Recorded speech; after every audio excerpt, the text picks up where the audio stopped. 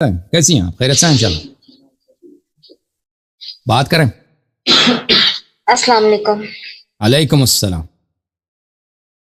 جی بھائی حکم کریں. کیسے ہیں آپ؟ اللہ تعالیٰ کا بڑا احسان ہے. Thank you. آپ خیریت سے ہیں؟ جی الحمدللہ. آپ سے 2-3 باتیں مجھے پوچھنی تھی. میں جی اہل سنت سے سیدہ صوفیہ سرور جی بات کر رہی ہوں. جی سسٹر. مجھے 2-4 باتیں آپ سے پوچھنی تھی.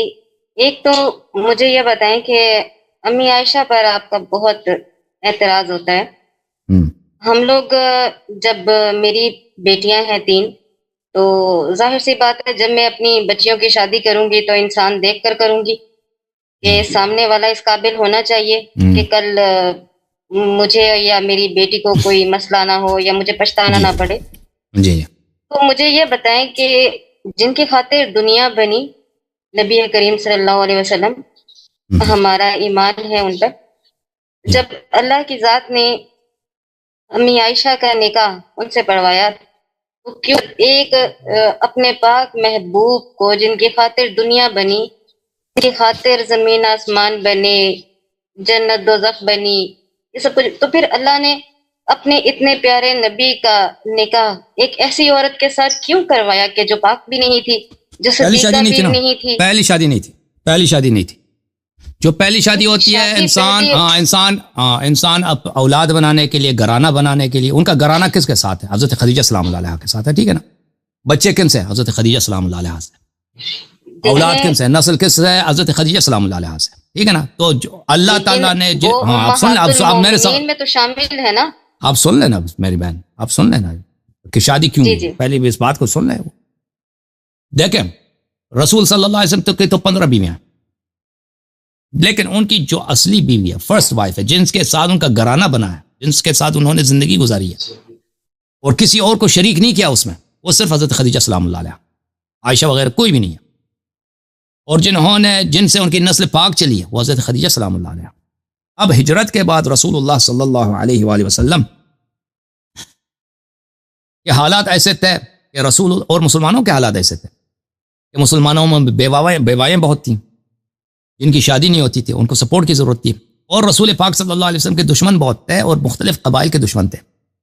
تو رسول اللہ صلی اللہ علیہ وسلم نے مختلف قبائل سے شادیاں کی ہیں. یہود سے بھی شادی کیا.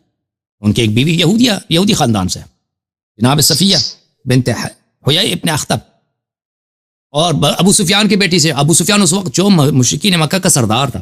ام حبیبہ سے، وہ ام حبیبہ جو ہے اس کی شادی تھی ایک صحابی سے، وہ حبشہ چلی گئی، وہاں سے وہ مر گیا وہ آدمی، پھر وہ مدینہ آئی تو رسول پاک صلی اللہ علیہ وسلم نے اپنے دشمن کی بیٹی سے شادی کی. ٹھیک ہے نا. اس کی وجہ کیا ہے؟ اس کی وجہ یہ ہے کہ بہت تعداد میں عورتیں تھیں جن کی سرپرست نہیں تھی. اور اس کے علاوہ مختلف قبائل کو اسلام کی طرف ترغیب دینے کے لیے ان قبائل سے اگر وہ شادی کر لیتے تو پھر وہ رسول پاک صلی اللہ علیہ وسلم سے دشمنی کم کرتے.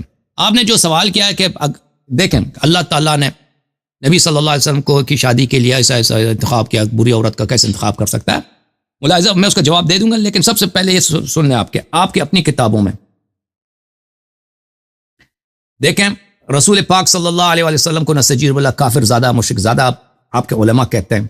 اس سے ان کو کوئی حرج نہیں ہوتا کہ نبی صلی اللہ علیہ وسلم کفار کے نسل سے، مشرک کے نسل سے دنیا میں آئیں. میں ایک چھوٹی سی بات آپ سے کرنا چاہوں گی. اجازت مجھے میری بات نہ کاٹیں پلیز، میری بات نہ کاٹیں سسٹر. تھینک یو، اللہ آپ کو جزائے خیر دے. یہ صحیح مسلم ہے، چاپ دار الفکر، بیروت لبنان میں چھپی ہے. یہاں پہ صفحہ نمبر 127 میں رسول اللہ صلی اللہ علیہ وسلم سے روایت کرتے ہیں ان ابی و اباک فی النار، کہ پیغمبر صلی اللہ علیہ وسلم نے کہا کہ میرے والد حضرت عبداللہ علیہ الصلوۃ والسلام تو جہنم میں، جہنمی ہیں اور وہ ابھی جہنم میں. ان ابی فی النار، میرے والد صاحب جہنم میں، اور والدہ بھی ان کا، اسی مسلم نے روایت کی والدہ بھی جو ہے ان کا جہنم میں، نستجیر باللہ.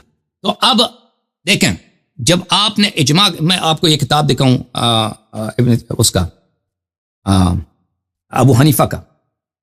ابو حنیفہ صاحب اس اپنی کتاب میں کیا فرماتے ہیں نبی صلی اللہ علیہ وسلم کے والدین کے متعلق.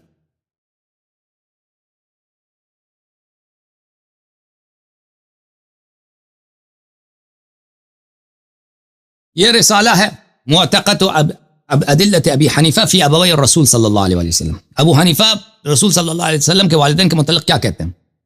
علی ابن سلطان محمد القاری الحنفی، اس نے ایک کتاب لکھی. یہاں پہ لکھتے ہیں وہ کہ ابو حنیفہ نے، امام اعظم ابو حنیفہ نے اپنے کتاب الفقہ اکبر میں کہا ہے ووالدہ الرسول صلی اللہ علیہ وسلم مات علی الکفر، رسول صلی اللہ علیہ وسلم کے والدین، دونوں والدین ماں باپ کافر مشرک تھے۔ دیکھیں آپ کے فرقے کو نبی صلی اللہ علیہ وسلم کے والدین کریمین کو کافر کہہ کر کوئی شرم نہیں ہوتی، کوئی حیا نہیں ہوتی، اور سب سے بڑی گالی جو ہے کسی شخص کو کافر زیادہ مشرک زیادہ کہنا ہوتا ہے، سب سے بڑی تنقیب سے ہی ہے۔ اور انما المشرکون نجس، قرآن فرماتا ہے مشرکین تو نجس ناپاک ہیں، رسول صلی اللہ علیہ وسلم کو ناپاک ریشوں سے، ناپاک دامن سے، ناپاک صلب سے، ناپاک بطن سے آپ قائل ہو گئے کہ دنیا میں آئیں۔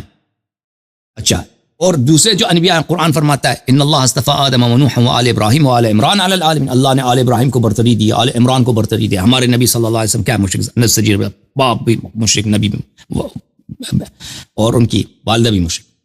تو یہاں پہ تو کوئی اگر دیکھیں، اگر بات یہ ہے کہ اللہ تعالیٰ نے نبی صلی اللہ علیہ وسلم کے لیے چنتا ہے تو والدین کو کیوں نہیں چنا بھائی؟ اور بھائی منطق بھی کوئی چیز ہے، بیوی زیادہ اہم ہے یا ماں باپ زیادہ اہم ہے؟ ماں باپ زیادہ اہم ہے۔ ان کو آپ لوگ مشرک کہہ کر آپ لوگوں کو کوئی تکلیف نہیں ہوتی، اللہ کے نہ کوئی آیا ہے، کچھ بھی نہیں ہے، کچھ بھی نہیں ہے، بلکہ آیا قرآن کیا فرماتا ہے وَقَدْ نَرَى تَقَلُّبَكَ فِي السَّاجِدِينَ، رسول صلی اللہ علیہ وسلم کے سب آبا ساجدین تھے، اللہ کے اولیاء تھے۔ بہرحال اب آتے ہیں عائشہ کے متعلق۔ دیکھیں اللہ تعالیٰ کو یہ پتا تھا کہ لوگ یہی کہیں گے کہ عائشہ تو نبی صلی اللہ علیہ وسلم کی بیوی ہے، نبی صلی اللہ علیہ وسلم کی بیوی ہے، تو لوگ ان کی بیوی ہونے کی وجہ سے جو بھی عائشہ کہے گی، جو بھی عائشہ کرے گی اس کی تصدیق کریں گے، اور کیونکہ عائشہ کی تعظیم ہے بھئی وہ نبی صلی اللہ علیہ وسلم کی بیوی ہے۔ تو اللہ نے اسی لیے جواب دیا، اللہ تعالیٰ نے جواب دیا آپ کی اسی شک کو دور کرنے کے لیے قرآن مجید فرقان حمید میں سورہ مبارکہ تحریم میں ملاحظہ فرمائیے، اللہ تعالیٰ فرماتا ہے ضرب اللہ مثلا للذین کفروا امرأة نوح وامرأة لوط كانتا تحت عبدین من عبادنا صالحین فخانتاهما فلم یغنی عنہما من اللہ شیئا وقیل ادخلا النار مع الداخلین۔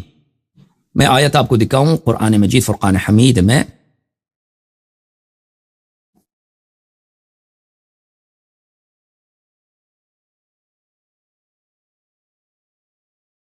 کہ اللہ تعالیٰ فرماتا ہے کہ میں نے دو مثال دیا اس کے لیے کافروں کے لیے، ایک حضرت نوح علیہ السلام کی بیوی اور ایک حضرت لوط علیہ السلام کی بیوی، کانتا تحت عبدین من عبادنا صالحین، یہ دونوں ہمارے دو صالح نبیوں کے عورتیں تھیں، بیویاں تھیں، فخانتاہما اپنے شوہروں سے انہوں نے غداری کی، فلم یغنی عنہما من اللہ شیئا، تو جو ان کا جو رشتہ تھا لوط کی بیوی کو لوط علیہ السلام کے ساتھ، نوح علیہ السلام کی بیوی نوح کے ساتھ، اس رشتے کا کوئی فائدہ نہیں ملا۔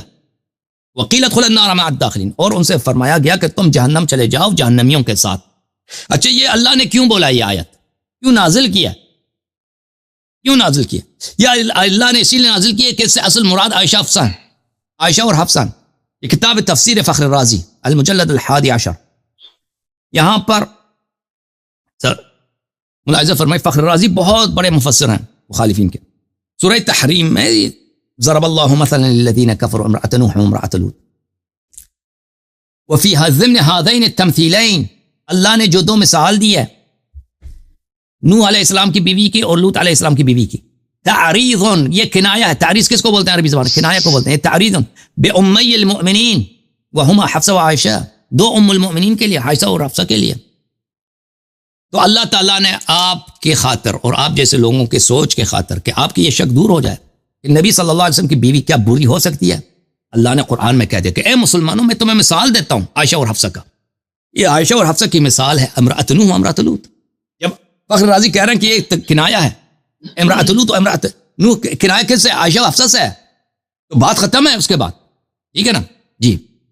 اللہ نے یہ بتا دی کہ بھائی اگر نوح بھی نبی ہے، اگر ہمارے نبی نبی ہے تو نوح بھی نبی ہے، اس کی بیوی کافر ہو سکتی ہے، بری ہو سکتی ہے۔ جی جی جی بولیں۔ اب مجھے یہ